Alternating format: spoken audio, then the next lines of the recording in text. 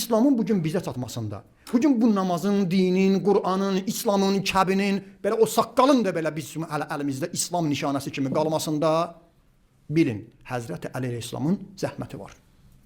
Özümdən deyirəm, xeyr, qulaq asın, hələ mən az dedim. Həzrət Əli kimi şəxsiyyəti əleyhissalam gələ Peyğəmbər tanıtdıra. Peyğəmbər sahabəsi Əbu Zərə deyir, ey Əbu Zər, əgər Əli olmasaydı, haqla batil ayrılmazdı.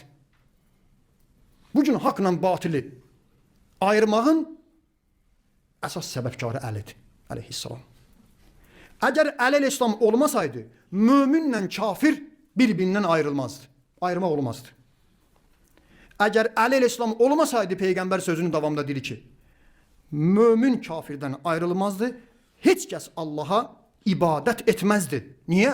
Çünki Əli əleyhissalam müşriklərin, İslam düşmənlərinin boynunu vurdu, İslam gətirdilər, müsəlman oldular, Allaha ibadət etdilər. Əgər Əli əleyhissalam olmasaydı, sözə bax, nə savab olardı, nə cəza olardı. Bugün İslam yaşayır, din yaşayır, filan kəs namaz qılır, savab qazanır, filan kəs həccə gedir, savab eləyir. Elhamdülillah, Allah qəbul etsin. Bil, o həccin yaşamasında İmam Əlinin zəhmətidir, Zülfüqar qılıncın roludur. Peyğəmbər deyir,